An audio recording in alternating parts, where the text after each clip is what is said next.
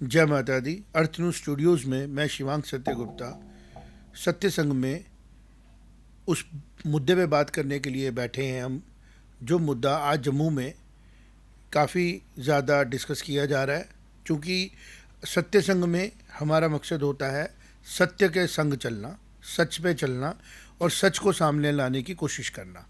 तो आज हमने रिक्वेस्ट किया, इनकलाबी साहब हैं, रिटायर्ड ब्यूरोक्रेट हैं, पॉलिसी मेकर हैं और सोशल वर्क में रिटायरमेंट के बाद काफ़ी एक्टिव हैं, कम्युनिटी के लिए काम कर रहे हैं। उनको रिक्वेस्ट की हमारे साथ जुड़ें, तो हमारे साथ इनकलाबी साहब जुड़ चुके हैं। उसके साथ हमने रिक्वेस्ट की थी महमूद चौधरी, युवा नेता हैं, मेहनती हैं और रगूड़ा मजीन सिदरा में आम और ख़ास लोगों की आवाज़ बन के सामने आते हैं। और हमने देखा पिछले 3-4 दिन में जो वहाँ पे एक्टिविटीज़ हुई, बढ़ चढ़ कर आगे आए और अपना भाईचारा बनाने में उन्होंने रोल प्ले किया। और हम समझेंगे कि ये जो मीडिया में ट्रायल चल रहे हैं, मीडिया पे बातें चल रही हैं, इनकी सच्चाई क्या है। तो सबसे पहले मैं इनकलाबी साहब से बात करूँगा। इनकलाबी साहब, आप चूँकि गवर्नमेंट में रहे हैं, आप चीज़ों को समझते हैं। ये जो सारा बहस शुरू हुई महामाया हिल्स से कि किसी तरीके से जी वहाँ जी। पे एक अफवाहें फैलाई गई या सच्चाई थी।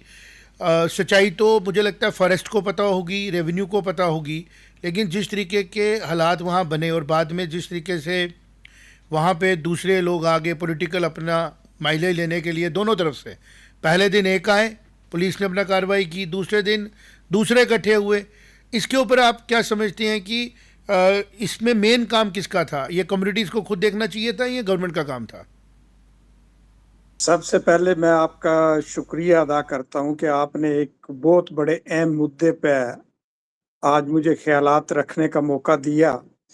मैं ये कहूँगा कि ये जो सिलसिला है, जो ये आवाज़ उठाई जा रही है, ये सिर्फ एक गांव या एक जगह का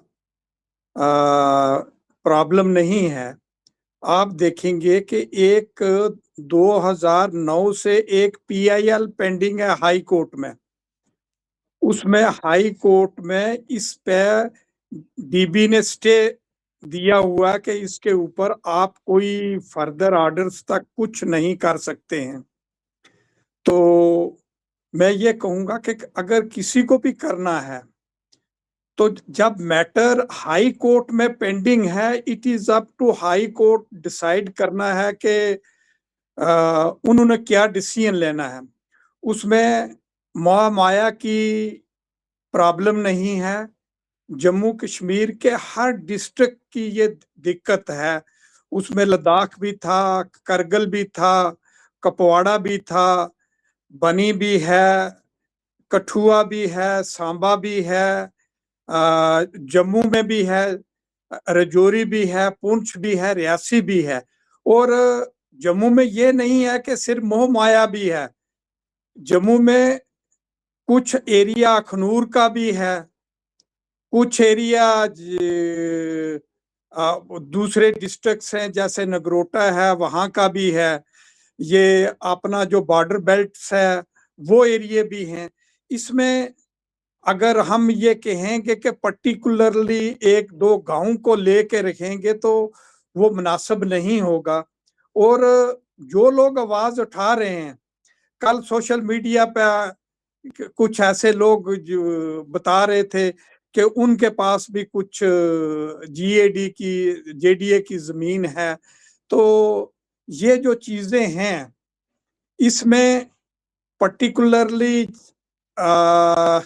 एरिया या पर्टिकुलरली लोगों को का मद्देनजर रख के नहीं किया जा सकता, क्योंकि कानून सबके लिए बराबर होता है। और जब मैटर डीबी में ऑलरेडी सब जुडिस है, तो हमें कोर्ट के ऊपर जो डिसीजन लेना है, it is up to honourable high court के वो क्या डिसीजन देते हैं, उसका सभी लोगों को इंतजार करना चाहिए। हमारे जो ये लोग हैं, कोई भी किसी आदमी को भी कानून को अपने हाथ में नहीं लेना चाहिए। कानून से बढ़कर कोई नहीं है। तो आप देखेंगे कि दिल्ली में भी अनंतपुर गांव था जो वहां भी ऐसी दिक्कत थी, वहां भी डेमोलिशन ड्राइव हुई थी सुप्रीम कोर्ट की डायरेक्शन पे। लेकिन जब वहां की सरकार ने वहां भी कुछ, आप ये देखेंगे कैसे मिलते, वहां भी हमारे गुजर भाई थे जो मैक्सिमम उनको टारगेट किया गया था, क्योंकि दिल्ली के पास जितना एरिया है वो हमारे गुजर भाइयों का है। तो अनंतपुर जो वो शहर था, गुजर राजा ने आबाद किया था, जबकि हिंदुस्तान आजाद नहीं हुआ था उस वक्त का वो जो ये अनंतपुर वो शहर था वो आबाद था। लेकिन उसके बाद जब गवर्नमेंट ने सुप्रीम कोर्ट में रिव्यू पिटीशन दायर की तो उससे लोगों को कुछ इंसाफ मिला। बाकी ये देश जो है ना, इस भारत देश के लिए हम लोगों ने बहुत कुर्बानियां दी हैं। उसमें हिंदू भी हैं, मुस्लिम भी हैं, सिख भी हैं, ईसाई भी हैं। हमने इस देश की हिफाजत करने के लिए जो बंद कमरों में या एसी कमरों में बैठ के बातें करते हैं कि हमें देश की हिफाजत करनी चाहिए, वहां इन लोगों ने बॉर्डर के ऊपर ने अपने बच्चों की कुर्बानियां दी हैं। और वो चीजें देखी देश की हिफाजत के लिए, उसके लिए उन्होंने वो इकदाम किए हैं कि जो जो बड़े बड़े जो सोल्जर हैं वो नहीं कर पाए, लेकिन इन लोगों ने अनपेड सोल्जर की तरह काम किया। और हिंदू मुस्लिम सिख ईसाई का जो इत्तेहाद था, एक भाईचारा था, उसको हमेशा आ, मैं इन लोगों को मुबारकबाद देता हूं जो सिविल सोसाइटी के लोगों ने, जिन्होंने बड़े अच्छे तरीके से पूरा मन रह के प्रोटेस्ट किया और इसको कोई ऐसी दूसरा एंगल देने की जो कोशिश थी उसको नाकाम किया। और मैं ये कहूंगा कि बहुत सारे लोग हैं हमारे, मेरे करीबी दोस्त हैं, हम अक्सर डिस्कस करते रहते हैं, लेकिन कभी कभी मैं भी मजबूर हो जाता हूँ, सोचता हूँ कि जो चीजें हम आ, अपनी फैमिली में बैठ के, जो चीजें हम अपने दोस्तों में बैठ के, जो चीजें हम अपने बरादरी में बैठ के डिस्कस नहीं करते हैं, लेकिन ये क्या मजबूरी है कि वो जब कैमरा पे कभी आते हैं तो वो कुछ मजबूरियां तो होंगी, वो ऐसे बात कर देते हैं, जब मुलाकात होती है तो कहते हैं जी मजबूरी थी, कुछ ऐसा था तो ये हमें बोलना पड़ा। लेकिन जम्मू के लोग हैं जो मैं मुबारकबाद देता हूं कि यहाँ शेर और बकरी ने इकट्ठे पानी पिया था। हमने 30 साल से भी ज्यादा हम प्रॉक्सी वार को झेल रहे हैं, चाहे जम्मू का डोगरा हो, जम्मू का दलित हो, जम्मू का गुजर हो, जम्मू का पहाड़ी हो, जम्मू का कश्मीरी भाई हो, जम्मू का राजपूत हो, जम्मू के बिजनेस बरादरी के लोग हैं। इन लोगों ने बड़ा सेंसिटिव से इस माहौल को टैकल किया है और आज तक हम कामयाब रहे हैं। हमने सेकुलरिज्म और जो तिरंगा है उसको कभी भी दाग नहीं लगने दिया। मुझे उम्मीद है कि आइंदा भी हम इसके ऊपर, हमारे जो लोग हैं सिविल सोसाइटी के, वो इसके ऊपर पूरा उतरेंगे। आपने बड़े अच्छे से सत्य संग में आज जिस मुद्दे पे हम बैठे हैं उसके ऊपर लाइट डाली कि अनंतपुर एरिया में भी कुछ डिसीजन लिए गए। अब हम महमूद चौधरी साहब से पूछेंगे कि आपने जिस तरीके से 2 दिन पहले देखा, क्योंकि आप वहाँ पे रहते हैं, उन लोगों में उठते बैठते हैं, 2 दिन पहले वहाँ सिटी साहब भी गए, उन्होंने भी अपने लेट आने के ऊपर बात की कि मैं अपनी कॉन्स्टिट्यूंसी के लोगों में आने में 2-3 दिन लग गए। तो महमूद चौधरी साहब, आप क्या समझते हैं कि कौन लोग हैं जो वहाँ पे आके शरारतें करने की कोशिश कर रहे हैं, और कौन लोग हैं जो बाहर से आके वहाँ का माहौल ख़राब करने की कोशिश कर रहे हैं और जो जेन्युइन गलत काम हुआ उसको छुपा रहे हैं? शुक्रिया, आपने हमें यहाँ बुलाया। 2-3 दिन पहले सोशल मीडिया में जो भी चला पूरे जम्मू कश्मीर ने देखा, और महामाया टेम्पल का जो बांदी का मसला था, इतना बड़ा मसला नहीं था वो, जितना बड़ा उसको कर दिया, उछाल दिया। वहाँ पे जो माइग्रेन लोग जो माटू लेकर 6 महीने मूव करते हैं नीचे, 6 महीने ऊपर, कुछ लोग अपने कंसर्न थाने की वेरिफिकेशन करवाकर अपने माटू सारा कुछ दिखाकर वहाँ पे बैठे थे। उनकी वजह से मैं इज़्ज़त करता हूँ हमारे इलेक्टेड विधायक, किसने उनको किस एंगल से सुनाया, कैसे उनको बताया, उनको ऐसा लगा कि यहाँ पे इंक्रोच हुई है। वो जब अपनी साइड से कुछ लोग अपने साथ लोगों को लेकर आए और दूसरी साइड से भी लोगों में रोष था कि हमें बुरा भला कहा, जो भी कहा वो सब ने सुना ही है। तो जब मैं अपने लोगों में गया तो बोलने लगे नेशनल हाईवे ब्लॉक करेंगे, बंद करेंगे, तरह तरह की बातें वहाँ पे चल रही थी। तो कुछ लोग ऐसे भी थे, वो चाहते थे कि ये मसला बहुत ज़्यादा, इसको कुछ दूसरे तरह तरह का रंग दिया जाए।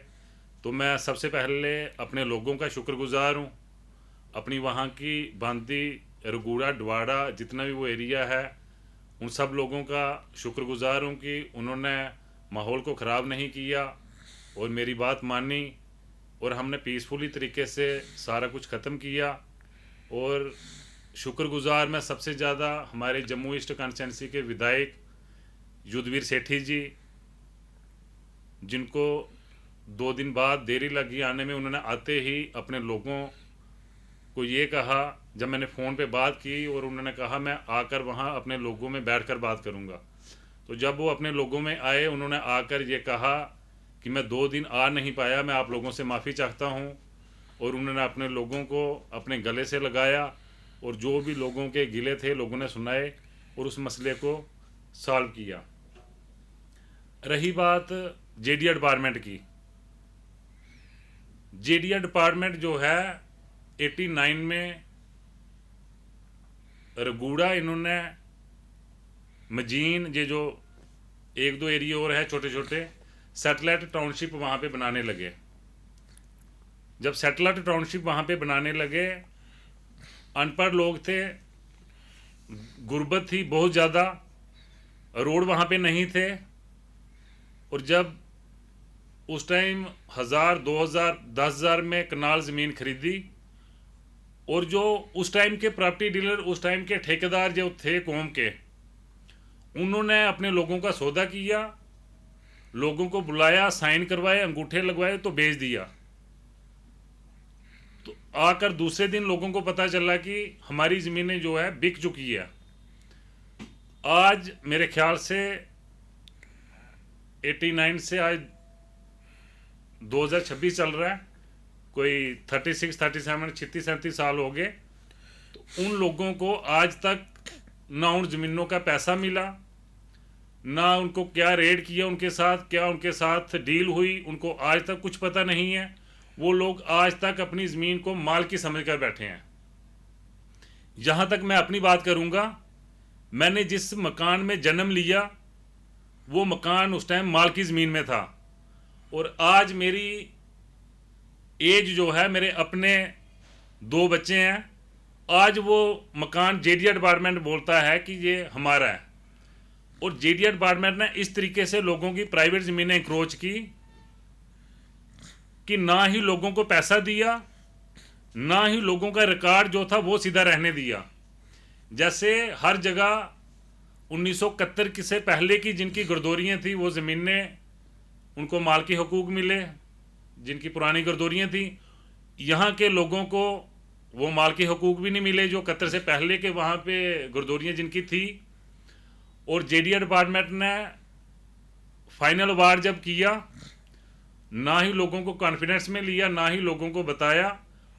अपने एसी रूम में बैठकर, पता नहीं किन लोगों का इंटरेस्ट था ये, जो वहाँ के लोकल लोग, पुराने राजा महाराजाओं के रहने वाले, और जब से देश आज़ाद हुआ उससे भी पहले के वहाँ रहने वाले, आज अगर ये पीढ़ी बाहर निकली है, तो जो लोग आज बच्चे स्कूल जा रहे हैं, जो ट्वेल्थ क्लियर कर रहा है या ग्रेजुएशन कर रहा है, वो जब अपना एक इनकम सर्टिफिकेट बनाने जाता है, अपना प्रॉपर्टी सर्टिफिकेट बनाने जाता है, और वो डीसी ऑफिस से धक्के खाकर वापस घर आ जाता है।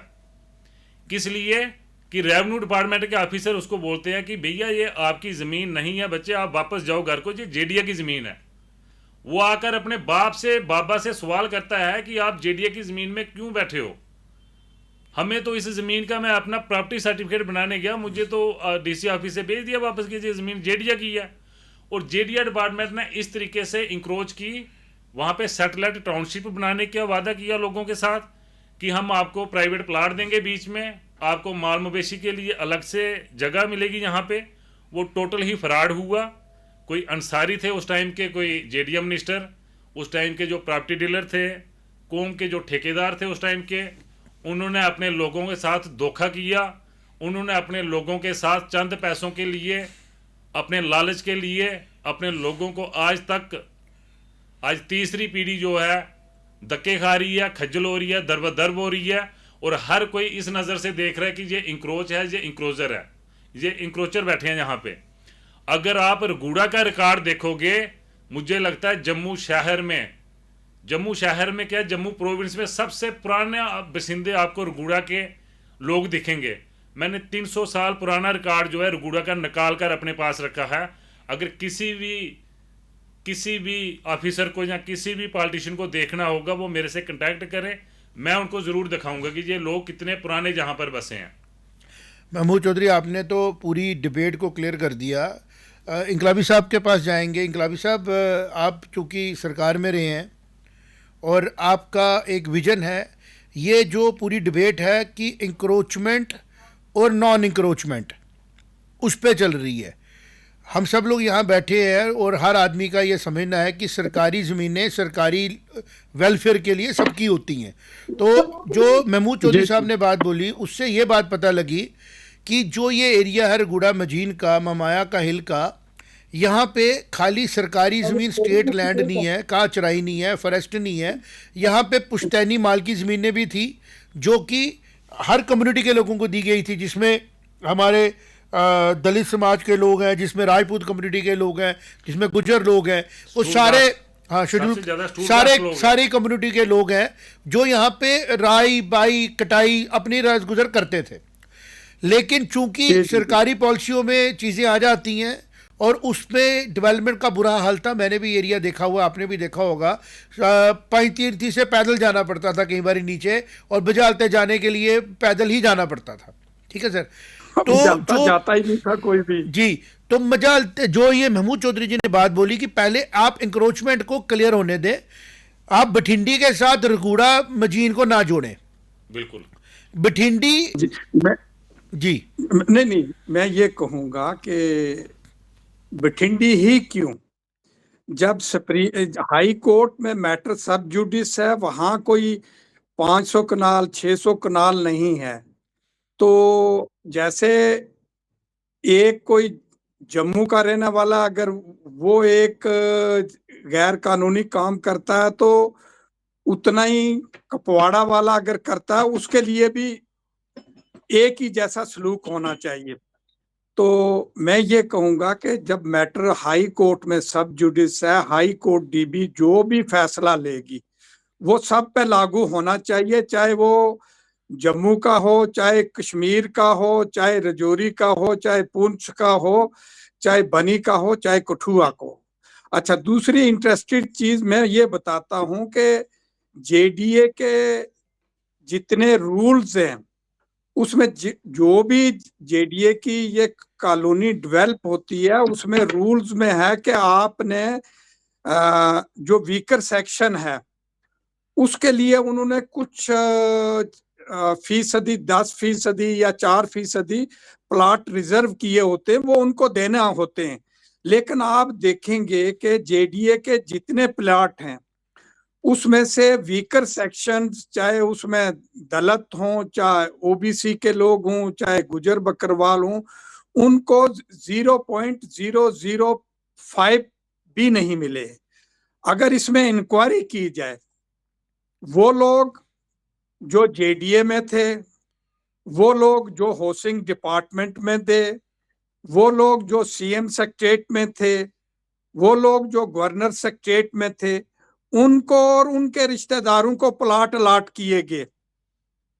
तो जहां रूल्स कहता है कि आपने वीकर सेक्शन ऑफ सोसाइटी को कुछ प्लाट देने हैं, लेकिन आज तक आपने 1% प्लाट या 0.5% प्लाट भी नहीं दिए जो कानून कहता है कि उनको देना है। तो गुजर बकरवाल की दिक्कत तो ये है कि दिल्ली गुजरों की थी, दिल्ली में जगह अक्वायर की, गुजर बाहर हो गए। उसी तरह जम्मू में भी जो गुजरों की जगह थी वो जेडीए ने एक्वायर की, हाउसिंग वालों ने एक्वायर की, गुजरों को बाहर रख दिया। अब देखें कि औकाफ की इतनी जगह हैं, वो भी गुजरों के कब्जे में है, लेकिन लिख दिया किसी ने औकाफ की है तो ये औकाफ की आ गई। बाकी जो कस्टोडियन की जमीन है, तकरीबन 90% वो जमीन गुजरों की है, लेकिन वो किन लोगों के कब्जे में है तो गुजरों को वापस नहीं मिला। हम ये कहते हैं कि लैंड टू द टिलर शेर कश्मीर का एक बहुत बड़ा अच्छा स्कीम थी, जिसमें लोग रात को सोए थे और सुबह मालिक बन बैठे थे। इसलिए जो एग्रीकल्चरिस्ट लोग हैं उनको मकान बनाने के लिए, खेती बाड़ी करने के लिए, अगर 40 साल से 50 साल से वो उस जमीन पे काबिज हैं, चाहे जेडीए हो चाहे हाउसिंग हो, अगर उन्होंने due process of law follow नहीं किया है तो उनकी जमीनों को नोटिफिकेशन करके आपने ड्यू पब्लिसिटी देने के ना देने के बाद अगर उन्होंने कागजों में कर लिया है तो मुझे लगता है कि इन लोगों को हाई कोर्ट का दरवाजा भी खटकाना चाहिए, वहां जाके कहना चाहिए कि एक जो ड्यू प्रोसेस था इन्होंने जेडीए ने फॉलो नहीं किया, तो इसको फॉलो करना चाहिए। बाकी जो हमारे रिप्रेजेंटेटिव हैं, मैं ये कहूंगा कि हमारी मैं माफी चाहूंगा, 1 मिनट आपको यहाँ पर रोकूंगा। पर जो ये रगूड़ा और मजीन का जो मसला है सर, यहाँ पे टोटल ही फ्रॉड हुआ है। इन लोगों ने माल मवेशी और बकरी चारे का अपना काम कर कर, दूध बेचकर बड़ी मुश्किल से अपने घर का गुजारा किया है। और आज की डेट में पिछले 35 साल से ये लोग भुगत रहे हैं। इतनी कंडीशन इनकी ऐसी है कि ये हाई कोर्ट में या किसी भी कोर्ट में केस लगाने ज़मीन का जाएं, इनको यहाँ तक ही नहीं पता चला कि इनकी ज़मीन एक्वायर कब हुई, फाइनल अवार्ड कब हुआ, पेमेंट कब आई और किसको दी। अगर जेडीए डिपार्टमेंट के आज भी जो पहल पुराने कोई भी सीनियर ऑफिसर आज ये प्रूव कर दे कि किसके अकाउंट में कितनी पेमेंट की है, और जो मालकी ज़मीनें लोगों की अपनी थी इन्होंने जो फाइनल वार कर दिया, एक बार भी लोगों के साथ बैठकर कैंप लगाकर एक बार भी लोगों को कॉन्फिडेंस में नहीं लिया। इंकलाबी साहब से बात करेंगे। मकसद होता है कि पुराने जमाने में जैसे लोग गांव में जाते थे तो मनादी कराते थे। मनादी कराने का मकसद होता है उस गांव में ढोल जो होता है, ढोल की पिटाई करते हैं, वहां नोटिस देते हैं कि हम ये जगह एक्वायर कर रहे हैं, या उसके बाद अखबारों में देते हैं। अखबारों में जनरली उन अखबारों में दिया जाता है जो कि वो लोग ज्यादा पढ़ते हैं। जो आप कह रहे हैं, आप बिल्कुल दुरुस्त कह रहे हैं, लेकिन फिर भी लोगों को जो कानून की प्रक्रिया है उसको उसका बेनिफिट लेना चाहिए। मैटर ऑलरेडी सब जुडिस है। और जो मैंने कहा है कि अगर आप देखेंगे कि जेडीए की लैंड्स है ये किन लोगों को अलाट हुई है, उनमें से मैक्सिमम लोग वो हैं जो जेडीए में खुद मुलाजिम थे, या सीएम सेक्रेटरीट में थे, या हाउसिंग डिपार्टमेंट में थे, या गवर्नर सेक्रेटरीट में थे। उनके रिश्तेदारों को हुई है, आम लोगों को नहीं हुई है। और रूल्स ये कहते हैं कि आपने एग्जैक्टली मुझे याद नहीं, 6% या के 10% के करीब बैकवर्ड क्लासेस के लोगों को आपने प्लाट मुहैया करने हैं। लेकिन जहां तक मुझे पता है, आरटीआई में एक दफा मैंने इंफॉर्मेशन ली थी, 1% तो दूर की बात है, 0.05% भी इन लोगों को प्लाट अलाट नहीं हुए। तो इसमें बहुत सारी दिक्कतें हैं जो इन्होंने मनमानियां की। कि जिस तरह ये रघुड़ा मजीन के लोग हमारे साथ बैठे हैं, एक तरफ है लोग जो मालिक थे वहाँ पे, जेन्युइन मालिक थे, जी जी उनसे ज़मीनें लेने के जी लिए गवर्नमेंट अकाउंट डेवलप करेंगे। उधर सरकारी ज़मीन भी थी, उधर काचराई भी थी, उधर फॉरेस्ट लैंड भी थी। पब्लिक वेलफेयर में फॉरेस्ट भी हम लोग डी नोटिफाई कर लेते हैं, जैसे एम्स और आईआईएम बिल्कुल के केस में किया गया, आईआईटी के केस में किया गया, कि फॉरेस्ट को बोला गया हमें ये जगह चाहिए गवर्नमेंट के पब्लिक वेलफेयर में।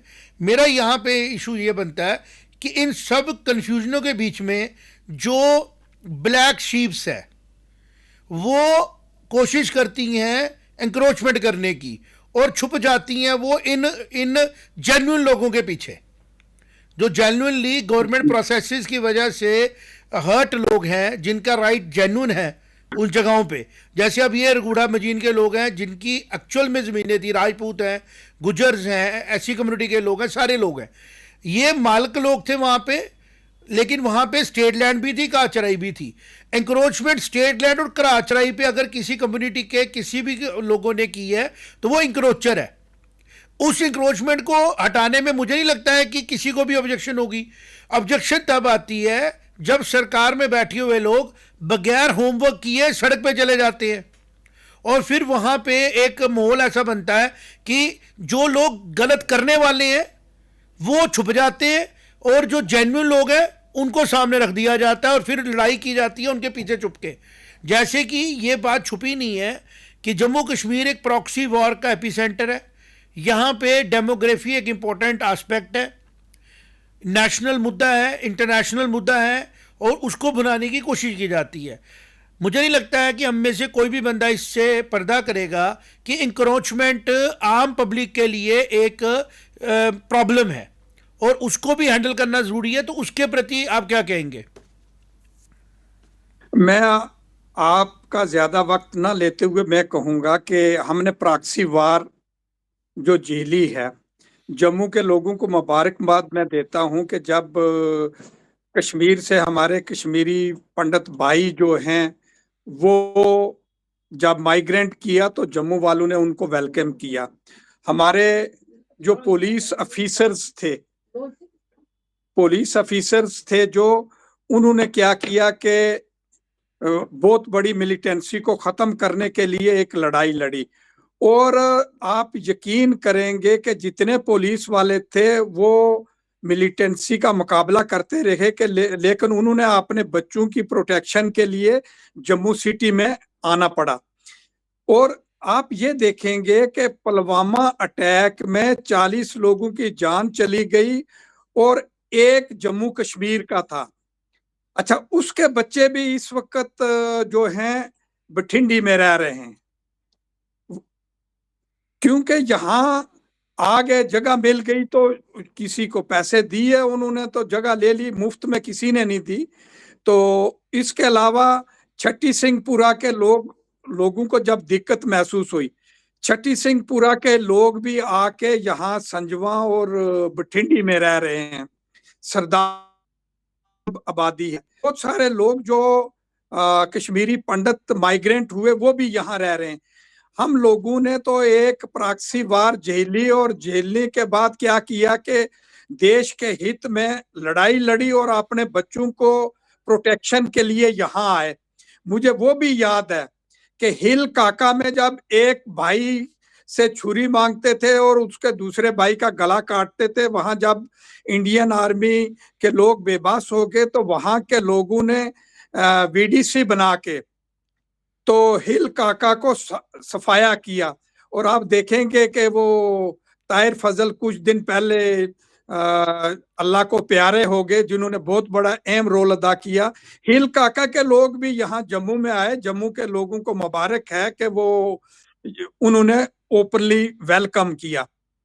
लेकिन मैं ये कहता हूं कि ये जरूरी नहीं है कि जो भी बाहर से आए यहाँ हो। ये गवर्नमेंट की जिम्मेवारी है कि इन लोगों को अगर प्रोटेक्शन दी होती हर जगह में, इस प्रॉक्सी वार में जिन लोगों ने अपनी जानें गंवाई उनको हर डिस्ट्रिक्ट में अगर वहां प्रोटेक्शन मिलती तो उनको यहाँ जम्मू आने की जरूरत नहीं थी।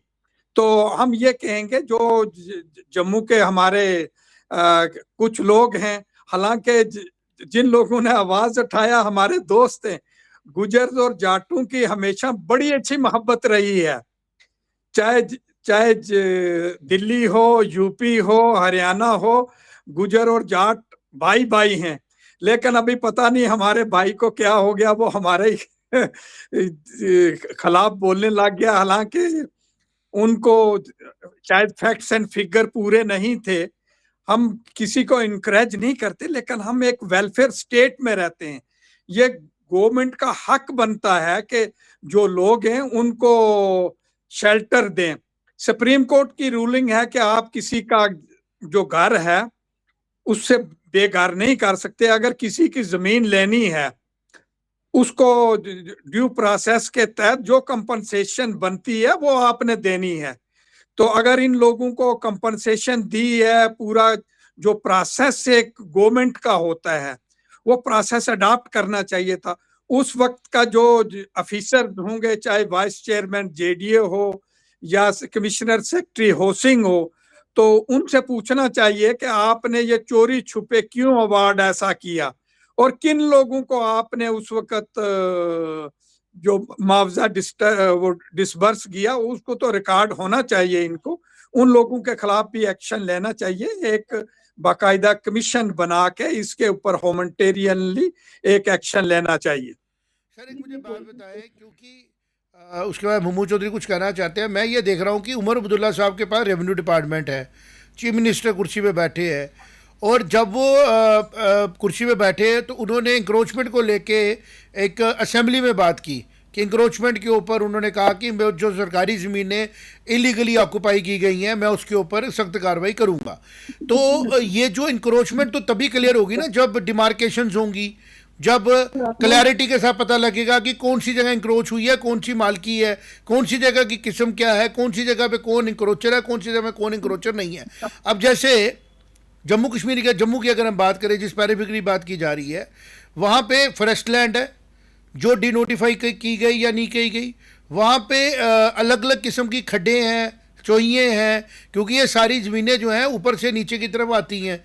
तो मुझे ऐसा लग रहा है कि पहले गवर्नमेंट को, उमर अब्दुल्ला साहब को एक हाई पावर कमेटी बना के सर्वेस करके चीज़ें क्लियर करनी चाहिए, ठीक कह रहे हैं आप, ताकि जो आप जी देखे ना, we are living in a welfare state जी। ये लोग हिंदुस्तानी हैं, आज से नहीं।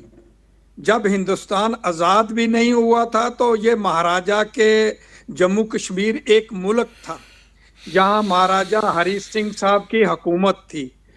उन्होंने इस पर राज किया, उन्होंने जम्मू को आबाद किया।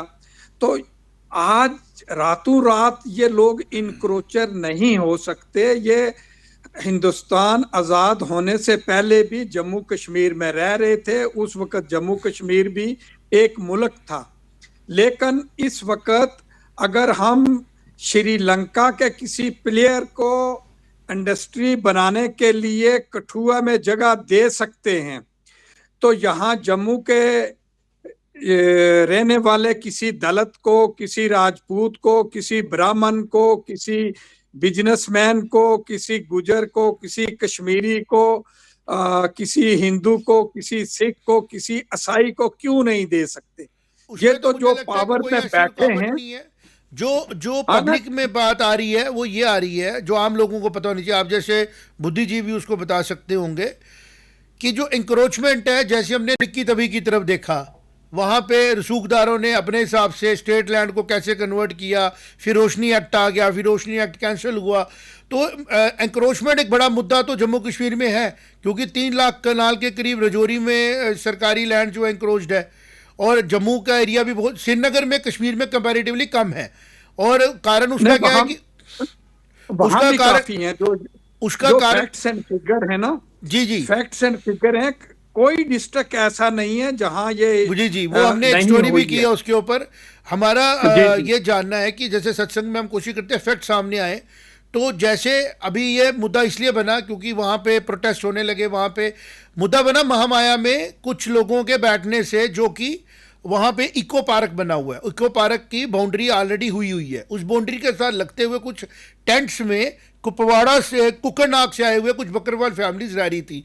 सुनने में आ रहा है कि उनका मट्टू था, कोई मट्टू एक इनका एक होता है तरीका, माटू मीन्स के permission from the forest department के वो वहां घास चराई कर सकते हैं। ठीक, माटू लेके बैठे थे। लेकिन जो एप्रीहेंशन है वो ये है कि आज अगर ये काम गर्मियों की बजाय सर्दियों में चेक किया जाता कि जब उनका माटू निकल गया, टाइम खत्म हो गया और वो ओवर स्टे कर रहे हैं अगर वहाँ पे, और वहाँ पे कोई पक्के स्ट्रक्चर बनाए जा रहे हैं और वहाँ पे कोई इस किस्म की हरकत की जा रही है जिसका कोई मकसद है, तो वो एक्सपोज तो मुझे लगता है जम्मू कश्मीर की सारी जनता मिलके करेगी। उसमें किसी को ये लेना देना नहीं है कि कौन किस कम्युनिटी को बिलोंग करता है, कौन किसी को नहीं बिलोंग करता है। तो आपका इसके बारे में क्या कहना है? अगर वाकई में कहीं पे कोई इंक्रोचमेंट्स हो रही है तो महमूद चौधरी से भी पूछेंगे उसके बारे में उनका क्या कहना है। बिल्कुल, जो माटू जिन लोगों का होता है, वो लोग जो 6 महीने के लिए मूव करते हैं वो प्रॉपर कंसर्न थाने से वेरीफाई करवा कर बैठते हैं, और जब जाते हैं उस टाइम भी वो वेरीफाई करवा कर ही वापस जाते हैं। तो अभी मेरे बुज़ुर्गों ने कहा कि जाट साहबा से हमारा बड़ा प्यार मोहब्बत रहा, और पता नहीं हमारे रंधावा जी को कैसे, और एक सियासतदान को इतनी किसी के कहने पे या कोई आकर इतने पतले कान नहीं रखने चाहिए कि आकर ऐसा माहौल वहाँ पे बन गया कि हर एक वहाँ पे जो शैतानी हम लोग जिनको कहते हैं कि उन्होंने आकर वो चाहते थे कि इस मुद्दे को जितना ज़्यादा हो सके इतना ज़्यादा बढ़ाया जाए। और उसमें मैं शुक्रगुजार हूँ युद्धवीर सेठी जी का, जिन्होंने आकर वहाँ पे 2 दिन लेट पहुँचे, और ये उन्होंने लोगों को कहा कि मैं 2 दिन लेट आया, मैं आपसे माफ़ी चाहता हूँ कि मैं 2 दिन लेट आया, और अपने लोगों को आकर वहाँ पे संभाला। मीडिया ने क्या किया कि मेरी जम्मू के मीडिया से भी गुजारिश है कि उन बातों को और उन बयानों को अलग अलग उनको तोड़कर अलग अलग अफवाहें फैलाना पूरे शहर में शुरू कर दी, और ऐसा नहीं होना चाहिए। और बात की कि स्टेट लैंड जमीन इंक्रोच हुई या घास चराई जो भी है, एंटी ड्रग्स जो ड्राइव चली, एलजी साहब ने चलाई, हमारी गुजर बरादरी ने वेलकम किया। जहाँ पे कोई ऐसा काम करता है, जहाँ हो रहा है, हम उसके साथ हैं, वो आप डिमॉलिश करें वहाँ पे। रही बात इंक्रोचमेंट, ये जो ममाया मंदिर का जो बांदी एरिया है, वो तो वहाँ पे लॉ यूनिवर्सिटी भी बनी थी पहले, कैलियोप नाम की प्राइवेट थी, वो प्राइवेट थी। तो वहाँ पे वो उन लोगों की प्राइवेट लैंड है, वो सारा वहाँ पे जेडीए का कोई इशू नहीं है।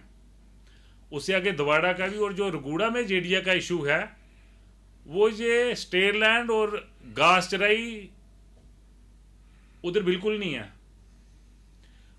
जो बंदा 90 या 89 में हमारे वहाँ पे ज़्यादा स्टूर कास्ट बरादरी के लोग और गुजर बरादरी के लोग हैं, और राजपूत बरादरी के भी, जिसको कोई ऊपर वाला ना करे, कोई बीमार हो जाए, बड़ी बीमारी लग जाए, या जिसने किसी ने अपनी बच्ची की शादी करनी है, किसी ने अपने बच्चे की शादी करनी है, किसी ने बच्चे की एजुकेशन के लिए कहीं पैसा देना है, तो मजबूरी में आकर बंदा अपनी प्रॉपर्टी ही बेचता है। तो इन लोगों के हाथ ऐसे बांध दिए पिछले 35 साल से कि इनकी ज़मीनों के हकूक़, मैंने पहले भी जैसे बताया कि बिल्कुल ही बिना पूछे बिना मांगे एसी रूम में बैठकर ऑफिसरों ने अपनी मन मर्जी से, और सबसे बड़ी दुख की बात यह है कि ये सारा काम नेशनल कॉन्फ्रेंस की हुकूमत में हुआ। ये आप बड़ी जिम्मेदारी से बोल रहे हैं? मैं बड़ी जिम्मेदारी से ये बात बोल रहा हूँ कि ये नेशनल कॉन्फ्रेंस की हुकूमत में ही ये हमें एक गुजर कम्युनिटी को तोहफा मिला था, अरगुड़ा के लोगों को, नेशनल कॉन्फ्रेंस से। और नेशनल कॉन्फ्रेंस के उस टाइम के जो गिने चुने लोग थे यहाँ पे, उन्होंने ये हमें तोहफा दिया था, अपने जो उनके कहने पे उस टाइम लोग चलते थे। और बड़ी बदकिस्मती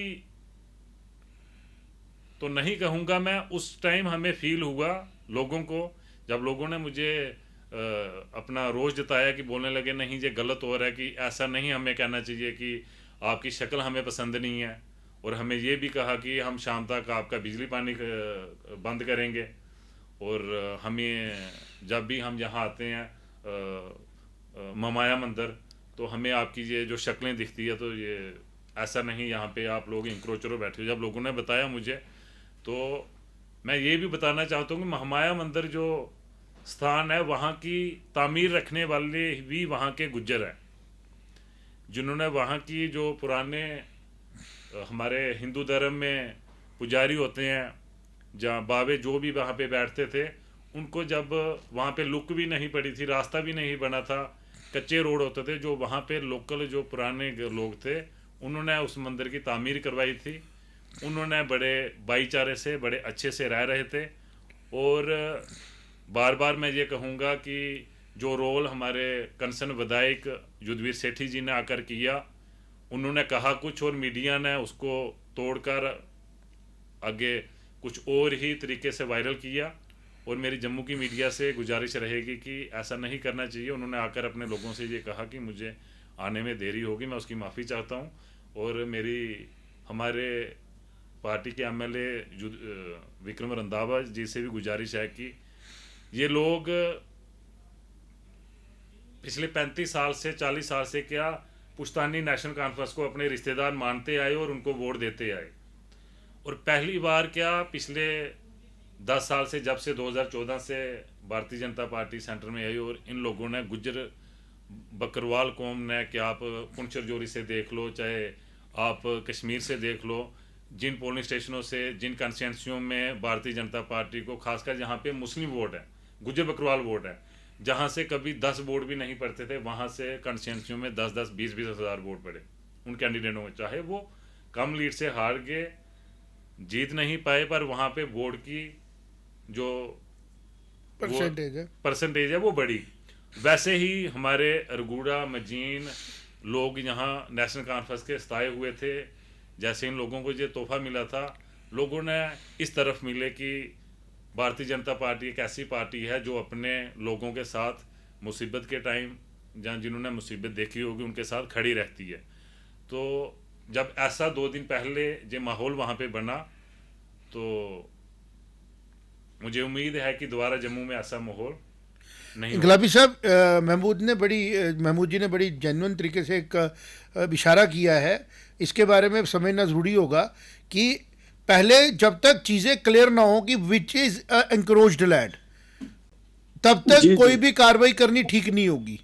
तो इंक्रोचमेंट के खिलाफ सारा जम्मू इकट्ठा है, सारा कश्मीर इकट्ठा है, क्योंकि इंक्रोचर होता है जैसे पाकिस्तान इंक्रोचर है पीओजेके में कि तेरा हक नहीं बनता, तू आ गया, ठीक है।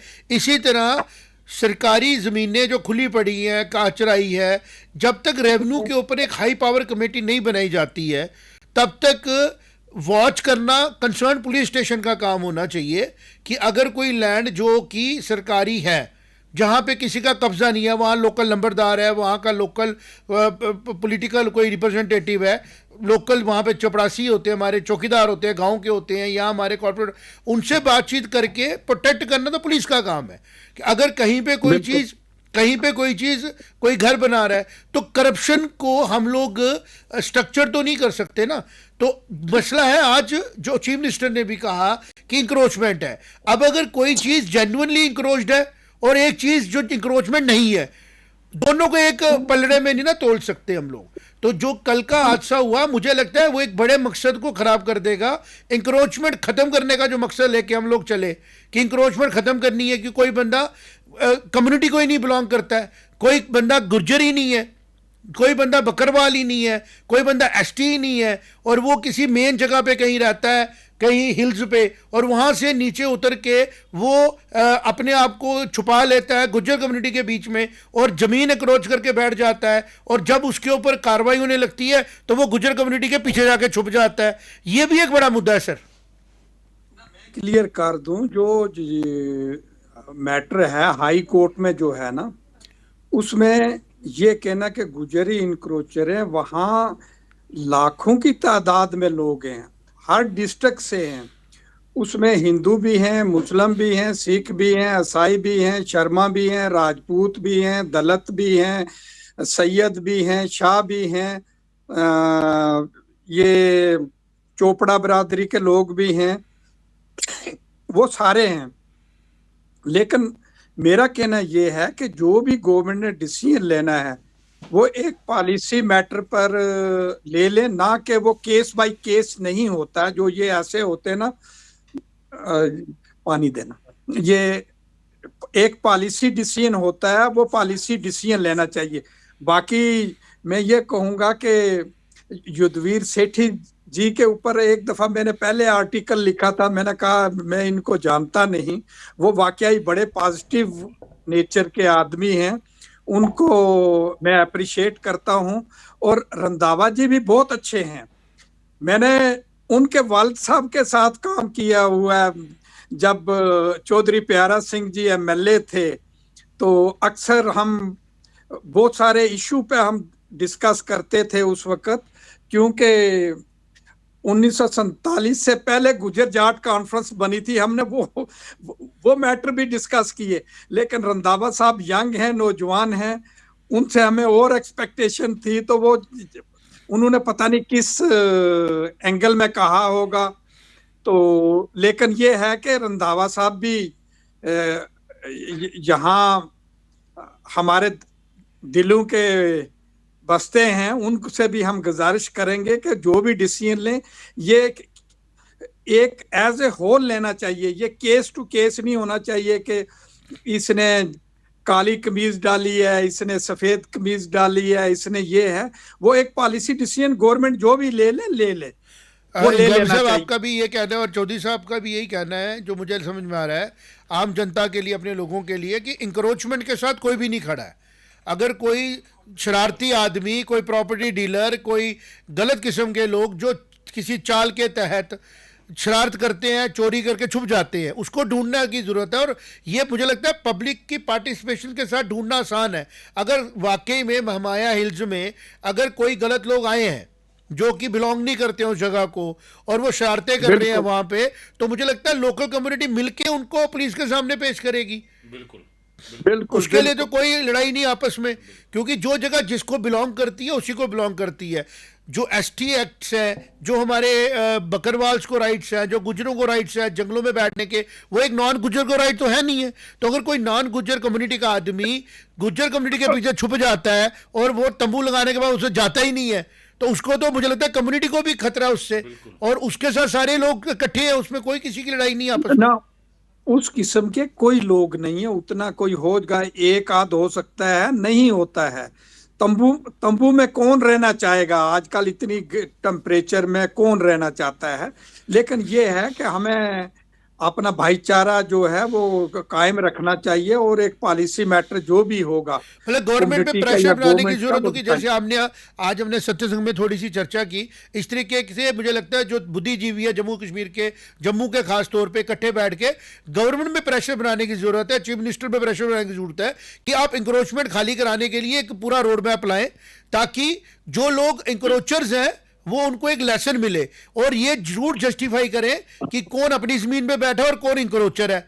उसके बाद बिल्कुल सारे लोग बिल्कुल इकट्ठे बिल्कुल होकर उस इंक्रोचमेंट को हटाएंगे, और उस इंक्रोचर को भी ये देखना है कि क्या वो इग्नोरेंस में ट्रैप हुआ है या उसने साजिश के तहत काम किया है। कुछ प्रॉपर्टी डीलरों ने तो काम ही बना लिया हुआ था, कुछ उन्होंने यही सोचा हुआ था कि सरकारी जगह घेरो, गर्दोरियां लगवाओ, और किसी तरीके से बाद में उस किसी गरीब आदमी की नेक कमाई को ले लो, और बाद में वो रोता रहेगा पूरी जिंदगी।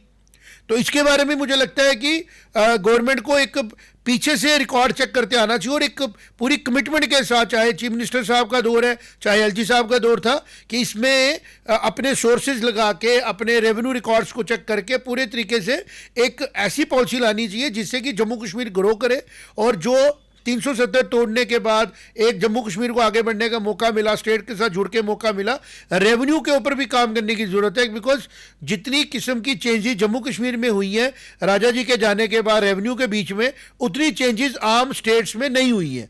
तो इसके लिए एक हाई पावर कमेटी बना के जस्टिस करने की जरूरत है, बजाय इसके कि लोगों को अपने हाल पे छोड़ दिया जाए। आप क्या कहेंगे सर?